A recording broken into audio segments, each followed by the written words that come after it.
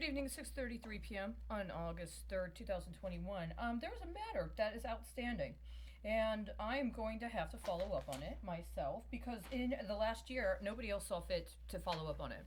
What ended up happening, though, is that I ended up getting a compensation. I ended up getting money. And just so you know, I'm going to let you know that when I got paid with this, it didn't go to the account that somebody was manipulating last night. I got a pay card. And I ended up having to contact the place that provided the compensation, provided the pay card, with accusations that somebody had intentionally altered the electronic record in order to reflect that there were charges and timeframes for charges that were not accurate. And not only were they not accurate, but they had occurred during a time frame when I understood I was literally being stalked by members of the police department who had come in after I had made a purchase in one place and were working something connected to following me after that purchase. And what ended up happening is it appeared in the alteration of my actual record based upon that pay card. And I ended up contacting the company with the pay card and requesting that they engage in investigation. And they actually sent me a letter saying, you know what, it is correct.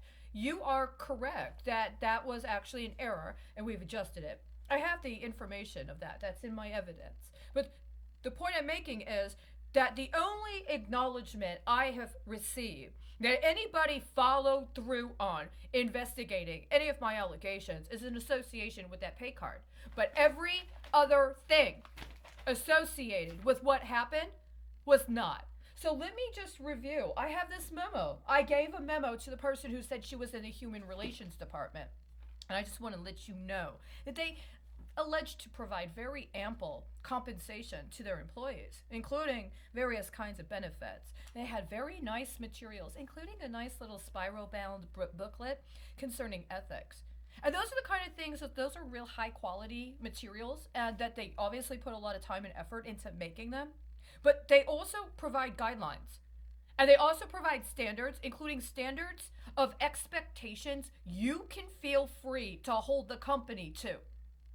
And that's why the things that I had to put in this memo and the fact that we're going on more than a year, including more than a year in relationship to me having to get a physical to go to that job that has been used for illegal activity, more than a year, including more than a year during which time I was presumably supposed to pay taxes. And that was allowed to be acknowledged as income for tax purposes, but other income was not acknowledged as income for tax purposes that would have adjusted my income, including also my tax burden, or shall we say, tax refund, and then would have been able to be evaluated accordingly. So right now, presumably, I'm supposed to owe an increased penalty on $12 of taxation for a period of time during which I was working when the company that provided the method through which I got paid had to acknowledge that somebody had altered the record to misrepresent my purchases associated with that pay card. But also, presumably in connection with compensation and what was going on as part of what was also ongoing associated with that job. To the person who was identified as the HR person at this particular company. Incident from 8/6/2020, date 8/7/2020. Last night I clocked out at 10:08 p.m. Central Standard Time. I went to my locker in the bathroom and then went to go back to the area for quality control. I saw the name of the person who was my immediate supervisor, who happens to have the same last name as the only police officer that ever actually took and confirmed taking a police report from me. Leaving, as I understood her shift ended at 10 o'clock p.m. I told her I had to leave because she was leaving, and what I had witnessed when and after she left me to train with two other people did not make me feel safe. I got my schedule and papers out of the quality control area and then went to my locker to get some things and leave. Prior to speaking with the woman who was the supervisor, I spoke with the male security guard. He was in the security room with the lights off, so at first I was uncertain if anyone was there. He came out of the security room. I told him I was new, that something had happened that made me feel unsafe on the job, and that I was not abandoning my job but needed to leave and would call tomorrow. He went into the office while I went into the bathroom, and when I came out, he handed me a yellow post-it note with the name, in quotes, what it exactly said. And what it said was the name of the HR advisor or the HR representative and her direct phone number, in quote, on it. I had requested he make a notice specific to me leaving, not because of abandonment, but because I felt unsafe. The quote safety, in quote, issue occurred immediately after I was assigned to work on the floor with the two people. Two other people, who in this case were male, the two people I was assigned to work with were female, but there were two other people that were male, were also there. At one point after I arrived, one of the men said to go over to the line where one of the women was. I did, and she said to follow her. We walked up the line. There was a woman at a panel at the top of a short stair. I understand she was actively operating a machine involved with an active production line. The woman went up the stairs from behind her with what appeared to be no advanced notice and wrapped her arms around the woman. The woman appeared to be startled and laughed. I was immediately concerned that this was a potential hazard to the safety of the woman operating the line, using the panel, and or to the woman, as well as anyone who may have been working in connection with that production line. I walked to the right of the stair, and there was a pallet of boxes with two red, quote, rejected, end quote, labels. On the top of the boxes was A closed purse handbag with no shoulder strap, and B, a plastic sandwich bag with chips. I asked, whose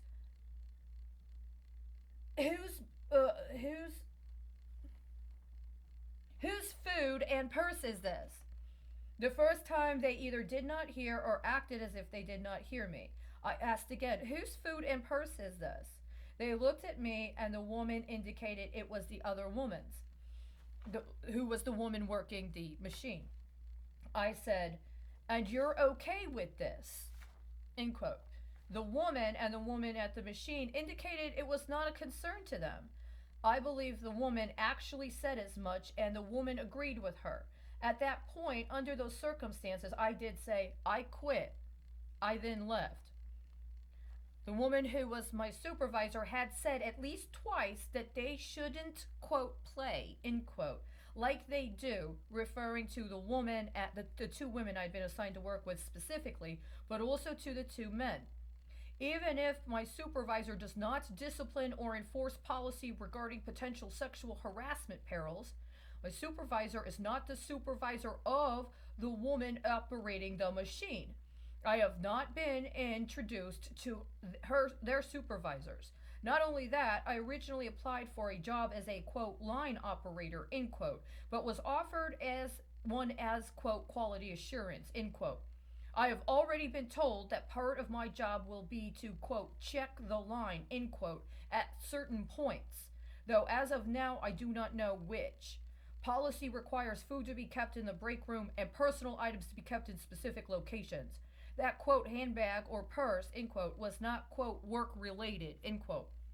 If I were being required to, quote, play along, end quote, with other employees in important roles such as line operator or quality assurance, intentionally violating stated policies and compromising the safety of other employees, then I have no choice but to quit.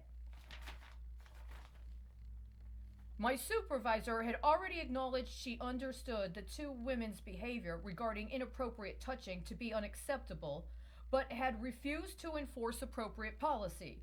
It is not safe to leave me in this situation on my first day on the floor for training with no supervision. My supervisor had already, quote, clocked out, end quote. There had just the day before been a hazard when a machine had been impacted by a burning rubber element, and there was no on-site safety supervision. Indeed, even my supervisor did not know until she and I left the quality control area to go somewhere else on site and saw the smoke and smelled the burning rubber. If I do not have the authority to enforce potential safety hazards and prevention policies, then I either need to know who will and when, or I need to seek employment elsewhere. This is no fault of my own. If there are proxies or derivatives engaged on site during work hours, please know I already informed my supervisor of my cognizability of such processes and understandings of the law. This did not meet any legal standard. Please advise next steps in writing. Then I signed my name, and I signed it at 11:58 Central Standard Time on August 7th, 2020. I hand delivered this. This I have right here is a copy. It's a photocopy. I hand delivered the actual written document to the location, to the HR manager, before 4 o'clock p.m. on August 7th, 2020. I later learned that the shoes I was required to purchase as PPE, and I have the receipt, was purchased at a store that they told me to go to get the shoes, by the way, that was a few blocks away from a building that presumably was seized by the Department of Justice in connection with another building that I believe is located in Ohio, presumably because they belong to some sort of Ukrainian gangster, right? Some sort of Ukrainian organized crime syndicate. They seized it the same day I purchased the PPE, but the information wasn't available until later.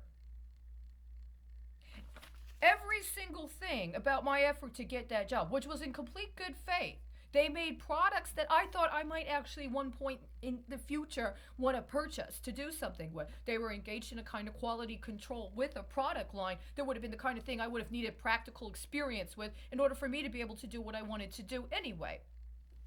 My understanding is they were presumably somebody that had already qualified at a certain level and a certain standard, and that they had multiple locations, not just in the United States. As a matter of fact, they're headquartered in Mexico.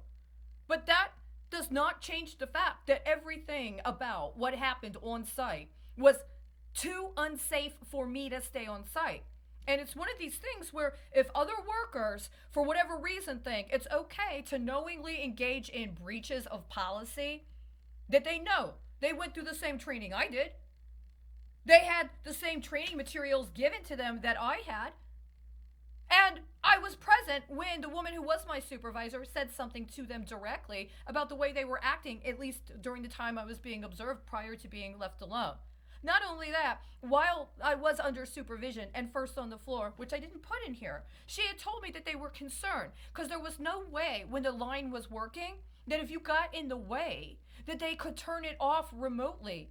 So if you were on the line and something happened, that the power and the weight of the machine could actually result in a fatality. It was that intense. So you had to be mindful about going in, and you had to be mindful about what was happening on the line, because if you got there and you got stuck or something happened, then there was no way for somebody to remotely turn it off. It had to be turned off by the line operator. And this had been told to me. I knew this. Why would you put me on the floor under lack of supervision for the first time and then set something up that unsafe? I contend that they absolutely 100% set it up as part of a long-term scheme, that it is actually part of this racket. That they set it up, they hired me at the time they did under false pretenses. This is what they've been doing the entire time I've been in Texas. You apply for a certain job. It's the same thing that happened in February of 2020 when I tried to apply at Whole Foods. You apply for a specific job, including a specific job that has a specific job number. You go through the process or the interview, and then they say, well, you know what? We know you applied for that job, but we want to hire you for this job. Okay, all right, fine. Even though I applied for that job, you open the account with that number. And then what happens when they give you your ID? The first time they give you your ID, the first time you go to clock in, there's a problem. Well, you're going to have to do it manually today. Unfortunately, there was a problem with your ID. And this has been going on ever since I got my first driver's license, even before. Where the first time they say you're qualified. You're qualified, come on. But you know what? Now that you're here and we've opened the account and we got all your information, guess what? We're going to hire you for something else. And then you go to work that something else, and what do? They intentionally set it up to do things that are not even illegal, not even just illegal, but are actually at the level of being so unsafe that it can result in a fatality. You track it. 6 months. A year. We're coming up on 6 months. It just so happens it's 6 months. They refused to give me any sort of callback for another job until exactly 6 months later after this one, right? And that's what we're dealing with right now. 1 year on one, 6 months on another. At both times, everybody at every stage engaged the same pattern. The same pattern of people actually on the floor, acting like it's nothing but a joke, don't understand why are you so irritated? It's right there. It's just a policy. It's no big deal. And then what ends up happening? Is there today a deal? Today, is there a deal specifically regarding the Dallas Police and Fire pension system? Does it have to do specifically with an investment scheme associated with Blackstone? Does it? Does it have to do with that specific precision again? Or are we just in one of those lulls where you've got the sine wave working on your little algorithm, and so it's got to deposit when? Because I know what date you're working with, right? This isn't about somebody thinking that they're trying to test me to see if maybe I'll fit into the community. You are not allowed to intentionally deceive people into allegedly being hired for a job, including a job that could potentially include exposure to fatal safety circumstances, and then intentionally engage in reckless behavior to try to see if you can trick them into doing something you can use as leverage to blackmail them with later. That's all it was. Both times I was set up in a situation to try to compel me to agree to cooperate with conspiratorial behavior to commit crime on site. It's actually criminal. It's actually criminal to set up a situation where you attempt to try to compel somebody into getting a workplace injury, even if it's just to get workers' comp. Because that's not what you put at risk here. That's not what you leveraged. You leveraged being able to get your workers' comp claim filled based upon signing me up illegally for COBRA insurance, signing me up illegally for healthcare insurance that you did not close for a protracted period of time while you had my information circulating in your alleged healthcare database system, trying to charge me in connection with acquisition of alleged PPE that I did not actually end up needing because you did not actually provide the job that you said it was needed for. And yet you were able to use that transactional moment in order to launder tons of money, as well as, I contend, provide kickbacks to local police based upon the intercession of the Department of Justice and activities associated with the Department of Justice here in Dallas. And you dispossessed me of actual wages, actual job experiences, and whatever would have gone into actual quality assurance on the product that was being produced. Because if you will engage in that kind of unsafe behavior on site at the time, then what are you letting get packed, put into a system where it's scanned as if it's ready to be distributed, and then end up getting out to the persons to whom it's being delivered? This is very, very significant. You're dealing with and allowing for a misrepresentation of derivative action to happen on site that is leveraging safety of other places based upon how you respond and act yourself. I know the kind of quality of product that they were trying to produce. I know what level they want you to think their product is on. And it's a kind of level that in other sectors is very exclusive. You're not allowed to do that. You're not allowed to get away with that. And all it takes is twice in 10 years to prove RICO. You guys did this 3 times in 1 year. The city of Dallas and Richardson and Plano. Right here. You know, you all share the same water system. The places I worked all shared the same water reclamation district. What if your water was being provided in accordance with people acting that intentionally unsafe? And see, this isn't about, well, I mean, we're just having fun. You're not allowed to have fun on the job like that. You're not allowed to do that. And you're also not allowed to lure somebody in because they fit a certain demographic and you want to get their demographic circulating for that 6-month period. You think you're entitled to keep it on the record and keep it in the system so that you can harvest me and work me and then just swap me out to someone else 6 months later to do the same thing again. Unfortunately, this is going to be three major enterprises here in the city of the Dallas-Fort Worth area, but specifically the northern Dallas area, that are identified, verifiably identified right now as having been directly connected to massive terrorist events internationally. Do you think that the senators of Texas are going to take the hit? Do you think that the governor and the legislature is going to take the hit? Do you think the executive board at AIG or Goldman Sachs is going to take the hit? What do you expect that hit to be? People were murdered. Lots of people were murdered. It wasn't a hug. It wasn't a hug. And your little game about me holding the senator's wife's hand back wasn't funny.